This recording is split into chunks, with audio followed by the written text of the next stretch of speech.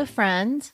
A warm welcome to the Wellness Inspired Podcast, the place where you can find inspiration, motivation, empowerment, and the pursuit of a wellness lifestyle. I'm your host, Sherry Davidson, and as always, I'm here with my terrier mixed rescue dog and co-host, Finn. He's also my co-worker, trail runner, and forever loyal sidekick. And we have a fun episode for you today. In this time we spend together, we'll celebrate February, the month of love and connection. Traditionally, February is the month to celebrate intimate relationships. But if you listen to episode 8, I prefer to open the conversation and broaden the meaning to connections and relationships of all kind. We are social beings. We thrive and survive on human interaction. However, healthy relationships, connections, and communication are not topics that most people consider when they think about their health and wellness. But our relationships and connections to family, friends, and community significantly impacts us physically, emotionally, and mentally. The health benefits are eye-opening. And the most important relationship you can have, where it all starts, is the one you have with yourself. Today, we are going to talk about positive changes in this area of our life through the ancient practice of Feng Shui with Frankie Hickson. I hope this episode inspires you to seek, celebrate, and embrace healthy relationships and communication. Before we start, I want to give you a heads up. We did the interview online, and unfortunately, we started having some connection issues, so we had to jump to another platform where we continued to have some issues, but not as many. So there are some awkward moments in the recording, but I don't think it's too disruptive. So I hope you enjoy, and let's talk a little bit about Frankie, and we'll jump into our conversation. Frankie Hickson is the owner of Silverleaf Feng Shui.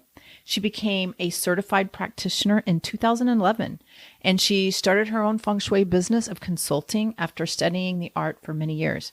The style she practices is a Western style. It is called B2B, and that stands for Black Sect Tantric Buddhism School of Feng Shui.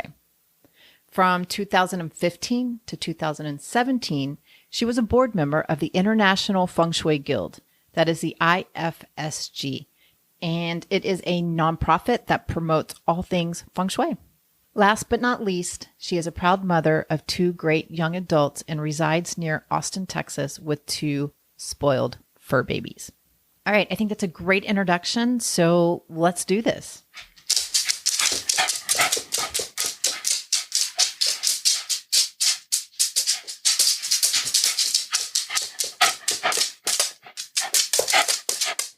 Hi, Frankie. Welcome to the podcast again. Hi, Sherry. Thanks for having me back. Yeah, absolutely. I went back to see when you came onto the podcast, and it was episode 17. Okay. I'm now at episode 30. This will be number 32. It's been going really well. I'm trying this year. I said I was going to do one a week. I'm sorry. Yeah. One every week, because I think that is a good way to grow the podcast. It's really hard to generate that much content and then do everything else that I've been doing. So right. I'm trying to get one out a week, but I'm at least getting them out every 2 weeks. So anyways, I'm on number 32. So I'm excited. And this is going on my second year. So I'm super excited. It's going really well. So I am glad that you have come back to the podcast. So thank you. And we thought that it would be fun to do an episode on Feng Shui to attract love and connection in the month of February.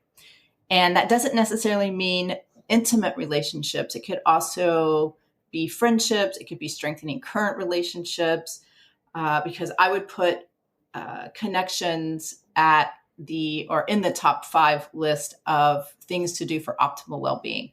So I invited you back. And so today we're going to talk about Feng Shui for love and connection, or how to attract love and connection into your life. So I think it'd be great if you just wanted to tell people a little bit about you, how you got into Feng Shui, and what kind of training you've gone through. So I'm Frankie Hickson. I have a company called Silverleaf Feng Shui that I've been certified to be a consultant since 2011. They say Feng Shui finds you, so it literally did that.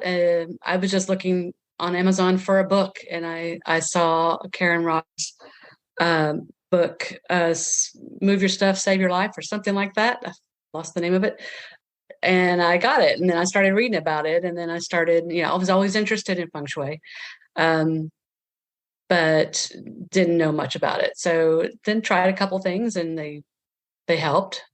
Well, let's try some more. And then just started reading. And I'm a forever student, so I'm always interested in learning something new. And if it can help your family and benefit you, and I'm all for it. So I took her course, Karen March Carter, and became certified in the BTB, which is short for Black Sect Tantric Buddhism.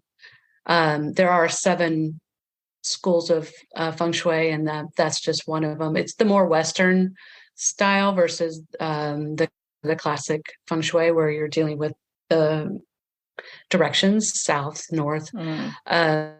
Basically, you're building this Bagua map over a floor plan, and it doesn't regulate what direction that floor plan is other than your front door. So it's just easier because the Earth axis tilts every year and changes, so your directions change. You can't really move your house.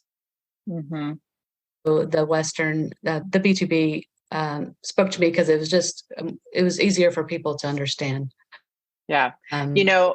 You'll probably appreciate this. It was so timely. I was reading the Wall Street Journal this morning, and there was an article in there about feng shui, and it was Really? I think it was an investment bankers in Singapore, and how they were leaning on feng shui this year to help bring in the money. And so I thought it was very timely.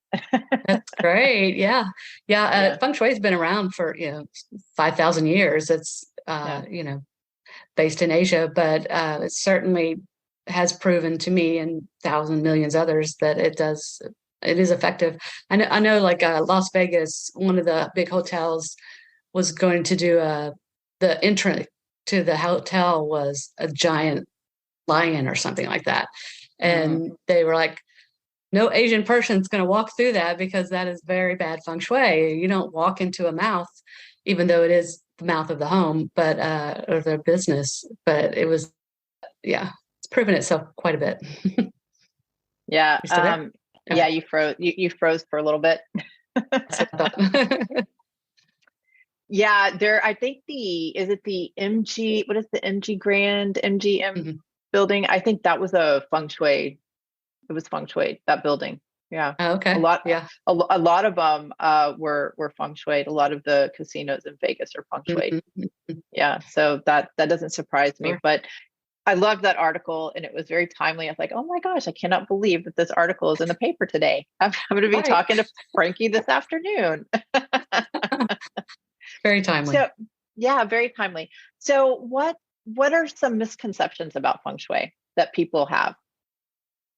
I think they think it's a religion. Like I get that a lot. It's not really a religion. It's, it's a way of life. It's how you, it's really just dealing with the objects in your surroundings, and what's closest to you affects you the most. And if you if you live in a garbage can, of course you're going to be affected by everything else around you, right? Versus living in a cozy home. So, it's just making your environment as successful as it can be to also make you successful and protected. Feng shui to me is protection and safety. Yeah. And so what about, you talked about the Bagua, you talked about, and Ba is 8. And so there's 8 sections on the Bagua, and that's what you lay over your floor plan of your house or your office or your room. Because you can feng shui your house. I mean, you could be very macro, right? You could feng shui a city. Right. Correct. And then you could just work your way down into, you could feng shui your house. You can feng shui a room, so you can place, you could even feng shui just your desk, if you're just focusing on your career, and you can definitely do that. Like I always have for my relationship corner, a plant or a flowering vase in my upper right corner of my desk. So, and it's to promote good, healthy relationships. Yeah. So the Bagua, the relationship corner, and as I said in the beginning, this could be any kind of relationship. Could it be business relationships as well? Is that for sure? Any kind of relationship, like you said, friends, family, coworkers, whomever, your neighbors. Yeah. We're not humans are not meant to be by themselves. We're a community, and so right. Working on your relationship corner will affect all the relationships of your family, of your life. Yeah, any kind of relationship. And so that if you put the Bagua over your, let's just say, home, then you said it's the back right-hand corner. Correct. Yeah, which we've talked about this, I know, the last time you came on, and that's my bathroom. Right. which you said is black and white. So the colors for that area are one of them is white, but pinks and reds. But yeah, so you would just have to tone down the blacks in the water because that's more of an earth element back there. So yeah. Yeah. And so, and then there's elements associated with each one. And so the back, the relationship corner, what element is that? It's the earth element. It's the earth element. Okay. Right. Yeah. So I did put pink in my bathroom. So it is now black, white, and pink. Cute. Retro. Yes. It's very retro. I have black, white tiled because it's 1930s. So I have black and white tile in there. Yeah. It's super cute. Are the squares in your floor, in your tile, are they square? Yes. So there. So also the square represents the earth element. If you don't have pink, whites, and reds, you have, an earth element also, but also the shaped square would help enhance that area. Well, and I also put a couple of plants in there. Nice. That's pretty new over the past year. Probably since we've talked, I've put that in there. But my toilet is in the corner, like the corner. The corner, yeah. Yeah. And I had a cat, Jack, and his litter box was in that corner for the longest time. Yeah, you're telling me. Yep. Yeah. But anyways, hopefully I've made some adjustments to that since we've talked, since you told me. So what are some things that we can do in that corner? You've already mentioned pink. You've mentioned that it's the earth element, that anything like physical earth, like a plant, or square, because that's representative of the earth element. What are some other things that we can do in that corner? So for relationships, you'll want paired items. So any kind of art or statue, trinkets, any kind of that are in pairs. So pairs are also obviously good for couples because that's a couple thing, right? You want the number 2, but also it is good luck in Feng Shui to have paired things versus a single thing because it gives you a balance, and that's a lot of what Feng Shui is about as well, is having a good balance. So of course, you might have heard like the Mandarin ducks symbol that it represents, couples. But you could have geese too. Geese are, lifelong paired animals, so that kind of thing. We talked about having the opposite of that would be not having single things. So time and time again, I'll come to a client and they will have single artwork. So it would have artwork that will have a single person in it, or a house, or a single flower. And it's just, you'll notice it's everywhere. And once you realize that, you need to get more couple things. Like, it doesn't matter what the art is, just make sure, like your bison behind you, it's a single thing, right? Yes. Well, in my restroom, I have a single donkey. Looky there. Yes. So what if you have what if I left that in my connection corner, my love and connection corner? and then added something that was coupled. Mm-hmm. Oh, for Can you do sure. that? Right. It's all about moderation. So if you have single things everywhere, the quantity obviously too, but also your intention. So if you get a paired item and you place it in there, you set your intention. This is for, a good everlasting relationship, a healthy relationship, that kind of thing. And so what if you put because I remember last time we talked and you had said, I think it was in your career corner, you had put a horse, but you had actually attached it to the back of a frame. Correct. Okay. Yep. So my thought was that, what if you put a pair of something like mandarin ducks, but you put it on the inside of a mirror? So my thought with that was like, oh, that's cool. That would work. But then I thought, well, what if it was representation of something hidden? Right. It could be that, but again, it's setting your intention. So if you something, you can print off the mandarin duck from the internet. I've done that, and just like you said, place it somewhere in a drawer, somewhere behind something. But your intention, as long as you keep that negative attention away, set the good intention, it'll still be effective for you. Yeah. Okay. So so really that intention is really important. Yeah. It is. Yeah. But your space is representative of you. So again, if you go and then really take a hard look of your artwork or decor, and see items, then you need to make some adjustments. I had one lady that she traveled a lot, and it was different countries even, and she always wanted to get a local art piece. And it started with just getting a portrait of a lady, and then it started snowballing. So every time she went somewhere, she'd get a single lady portrait, and it was stunning on the wall. It was just, the whole wall was full of these different paintings, but she was a single lady and didn't want to be. And I said, well, you're telling the universe the opposite.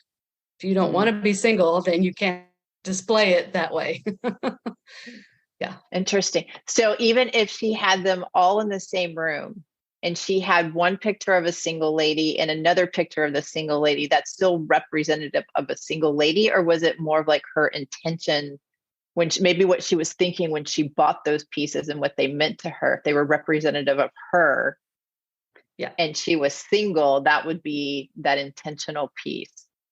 Right. And it's all your, what do you got to figure out what you want, right? Maybe she, in the beginning she was single and it was okay, but then she decided she didn't want to be.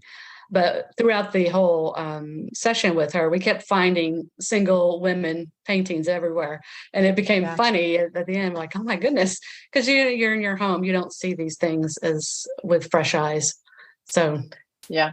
Well, and, in coaching, what part of our job is to help somebody see their story, right? Exactly. And so they can change that story. And so it kind of reminds me the same with the feng shui, that you're just out there living your life and you're not aware of what you're really putting out there in the universe. So it's kind of the same thing. That's really cool. So what are some good tips for all the single people out there that would like to be in relationships? What about people who are in relationships who want to strengthen their relationships that they're currently in? Business partners, is there any difference in what you put? Because it seems like the mandarin ducks for me, and you can shine some light on this if I'm not correct, but it seems more about intimate partners and love. Correct. Yeah. So what would you do for business partners, couples that are already in relationships, and single people? Right. So we'll start with, we talked about the single art thing, getting paired items.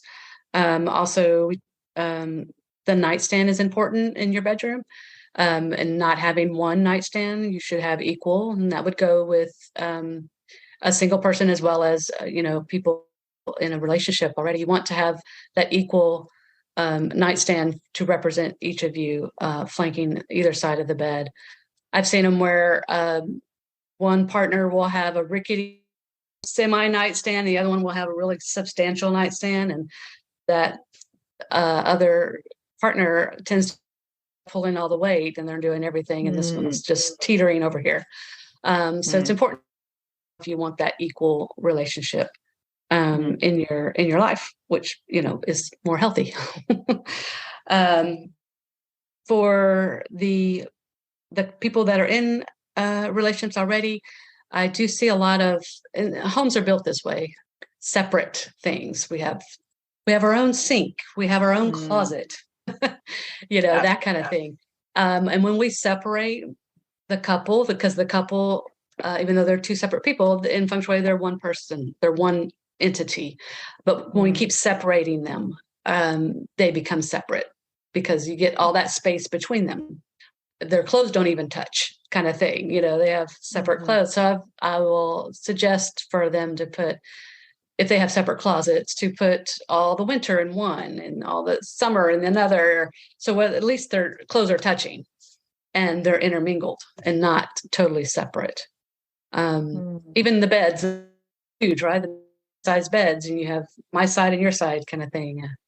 It's just bringing things in closer, cozier, as a couple should be.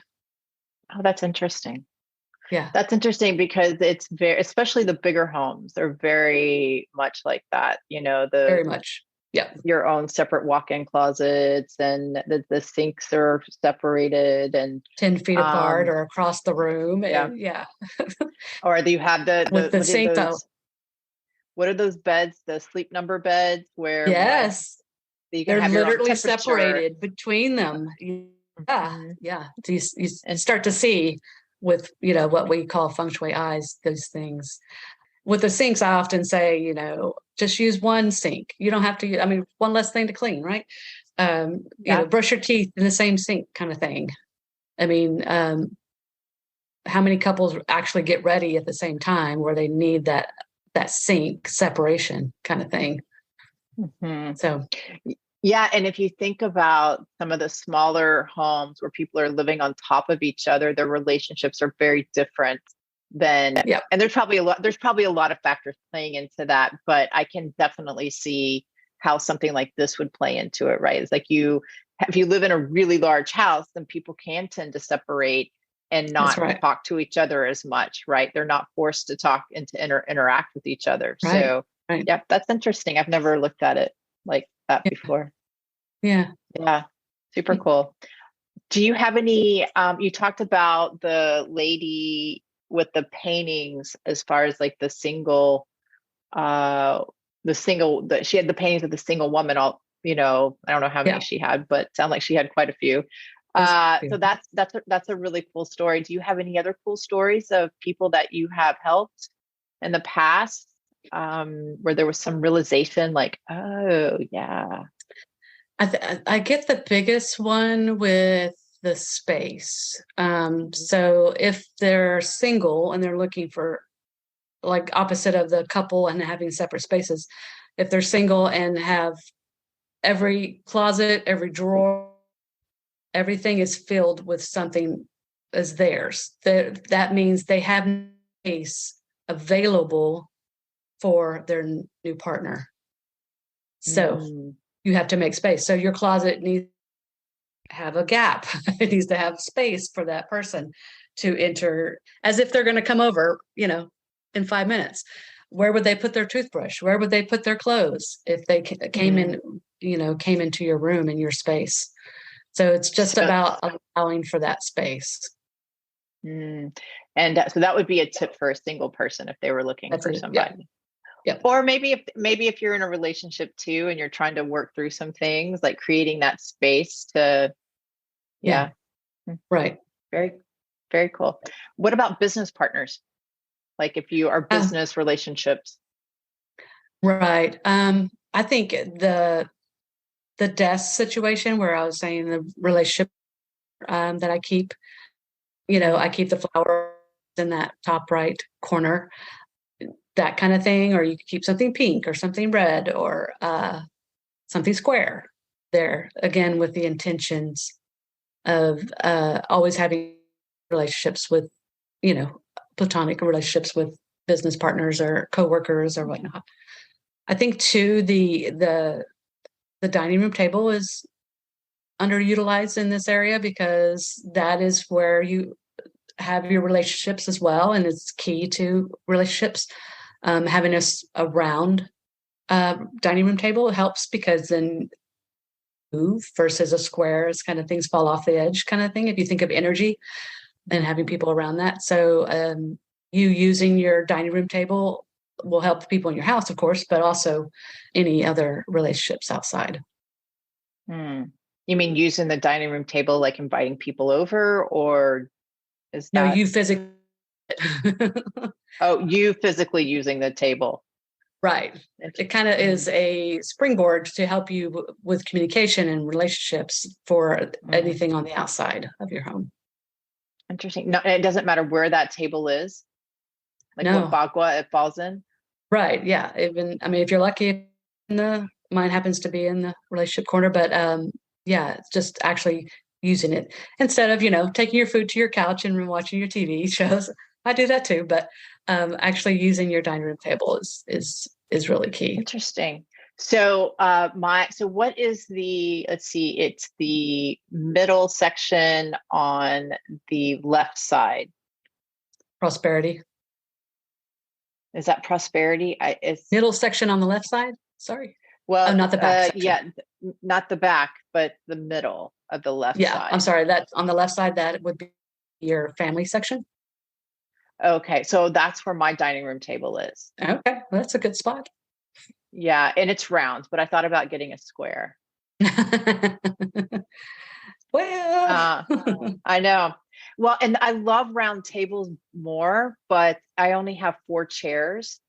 And so I was going to do some dinner parties. And so I wanted, a bigger round table won't fit in here, but a long square one will, or rectangular one will. That's, oval-ish, but longer. You do that kind of thing. At least you get some of the round. Mm-hmm. Oh, I like that idea, actually. Yeah. I prefer round. And I love my table. And I just started using my table COVID. I use it quite often now. I'm sitting at it now. Oh, good. Okay. So what else, what other tips do you have for love, connection, friendships, business, relationships? I know we talked last time about headboards, and I'll harp on that again, only because it's super helpful and it's just really needed. Besides the support of it, it also helps with relationships. It gives that stable foundation piece. The headboards help to think clearly. I was going to tell you that we had talked that you weren't supposed to have any kind of anything active in your bedroom, right? Like you said, you went to someone's house and they had a treadmill, and I was like, yeah. And I was like, yeah, I don't have anything like that. And I came home, I have 2 bikes hanging on my wall in my bedroom. I think that's pretty active. I was like, I cannot believe I didn't even think about those 2 bikes on my wall when we were talking. Yeah. Yeah. That's the way our homes are. We don't see things till we move them, right? Yeah. Change things out kind of thing. Yeah. But yeah, headboards are super, super important to have, and a solid one. And it also helps with money. It gives you that good, solid backing. Yes. Especially in your wealth corner. Yep. Yeah. Okay. So headboards are important. And again, it doesn't matter where it falls in the bagua, where your bedroom falls in the bagua. Yeah. Yeah. We want the headboard to be on a solid wall and not in the path of the door. So possible. That gives you a really strong command position, and allows you to always see things coming. Like you can get out of the way of any kind of issues coming your way. So, yeah. So we've had some technical difficulties here. So if you said this earlier, you can just tell me. Did you talk about the different sections of the bagua and what each of them mean? I did not. I was just said the Bagua, and we were just focusing on the relationship corner. Yeah. Okay. Yeah, and that's the back right hand corner of your Bagua. And I know we talked about this the last time you came onto the podcast. We talked about the front door. So if somebody was new to the Bagua, can you explain that how to place the Bagua on your floor plan or drawing, or how to think about it in your space? Yeah. So you take your floor plan, and if you don't have one that's given to you, you could draw it out as best you can. It's best if it's, to scale. And then you're just going to tick your floor plan, and each of the squares that end up are sections. They're called guas. Like we spoke about, is the back left, back right is your relationship, and then straight back is your fame and reputation. Back left is your prosperity, so where your money comes in. And then the middle left is your family. And if we go into the very center, that's health. So it's the center of your house. And then to the right of that is is called children and creativity. So, and then the front right is the helpful people travel. And the front center is your career. And so all along the front is wherever your door lands. And then the left is skills and knowledge. Element. Each one has a primary color. Each one has a shape that you can enhance with. And they, like you said before, they don't have to be visible. That you can. It's not like you have to create all these colors and have a clown. Also, you can hide these elements and colors and shapes. Yeah. And it goes from kind of the blues to like the pink and purples, and it's all the colors of the rainbow. Yeah, it is. Right.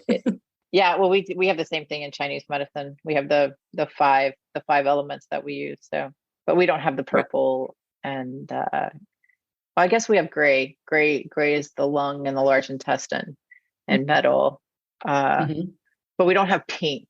We don't have some of the other other colors. Okay, so what else? Do you have any other? Was gonna a couple of things. One is to, even if you're not a cook, to do your stove is key. It's another section or item in your home that's pretty important. So a cold kitchen or a cold stove is not inviting. So even if you don't cook, periodically bake some cookies in it or something, use it periodically, kind of thing. You can also add like a small light to keep your home fires burning, right? But as we know, food is good for the soul, but it also, it's, what is it, the saying, the fastest way to a man's heart is their stomach. So it has to do with that as well. So you want to not have a cold kitchen. That I see often is holding on to things that no longer serve you. So any mementos from past relationships are going to, block anyone coming in, and again, not making the space for them, kind of thing, and holding on to whatever that memento has in it, kind of thing. So you want to do that. And also you should think about, if you're in or had a past relationship, you should think about your mattress and your pillows and things, because that's going to hold that energy from. So if it's a negative relationship that you were in, it's going to still hold that for the next one and carry over to your other relationships. Now, mattresses are expensive, so if you can't replace the mattress, it's suggested that you leave it out for several hours and let it clear out any negativity. But so pillows are pretty good. You can place pillows easily. Yeah. So you said you take the mattress and you said you put it outside. Is that what I heard? Yeah. Yeah. Let the sun kind of heal it from any past hurts. Oh, that's nice. Yeah, because they are expensive. They are expensive. Yeah. For the good ones. Yeah. Especially the new ones that are coming out. Well, those are all really great tips. I love them. Yeah. I'm still working on a headboard. Frankie. There you are. Okay. Well, we have had some technical difficulties. I think that's great. So why don't we wrap it up? Are there any frequently asked questions about feng shui that people ask? Like what's the most popular question you get asked? It's usually, how can I improve my money flow, kind of a thing.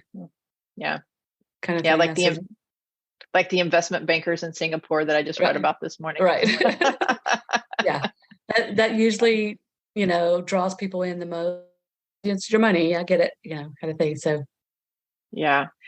One more thing before we go, because I think the intention piece is something that a lot of people don't think about, how important that connection is to make with your object that you're placing wherever you're placing it, right? Is to be very intentional about what it is that you want. And as a health coach, I always talk about being very clear about where it is that you want to go. Because if you're not very clear, then how do you know where to start and where to go? Right.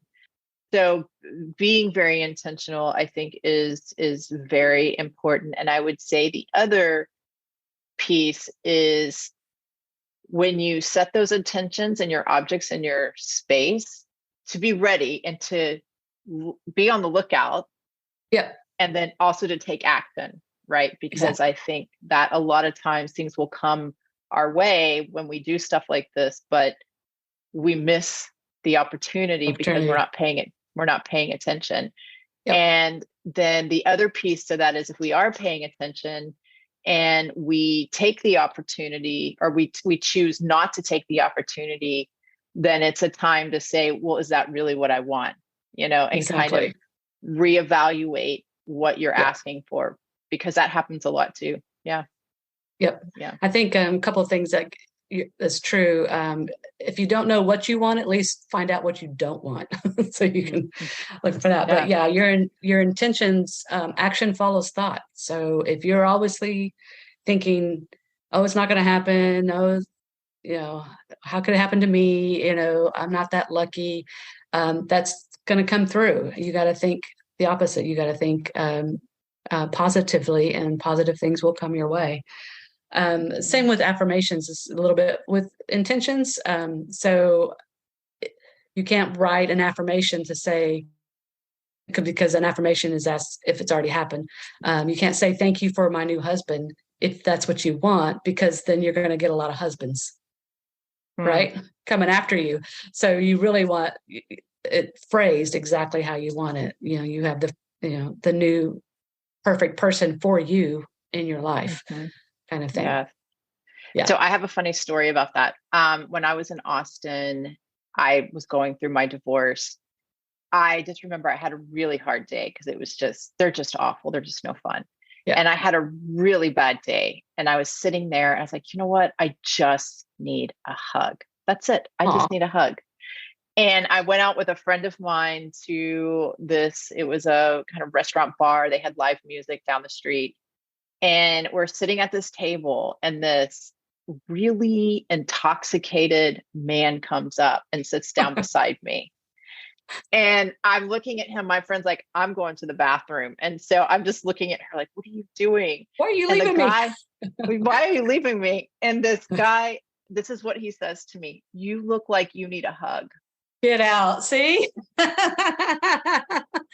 Yep. And the universe delivers. And he gave me a hug. And I just remember going, really funny, universe, really funny.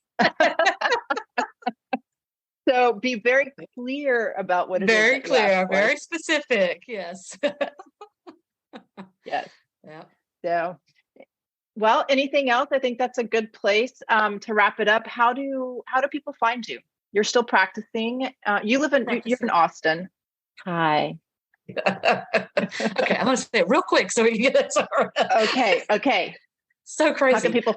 How can people find you? They can email me to do a consultation, or text me or call me. So email is silverleaffengshui@gmail.com. And my phone number, 832-458-4224. Okay. And I'll put that in the show notes as well. I think I have all that information. And I'll put it in the show notes. And one last thing before we go, are you still a part of the Feng Shui Guild? The International Feng Shui Guild? Yep. Yes. I'm still a member. Okay. They can find me there as well. Okay. So I'll put that in there. Okay. Well, we had fun. It's been interesting. It's been interesting. Technology, it's pros and cons. But thank you so much, Frankie. I really appreciate you. And I gave all of your tips out in the last podcast. Well, not the last one, the one before, for Chinese New Year. I gave all your tips out. So I thank you for that too. And you'll have to come back. Okay. Oh, you there? Yeah, I'm here. All right. All right. Well, thank you, Frankie. Appreciate you. Yep. Take care. All right. Bye. Bye. Bye.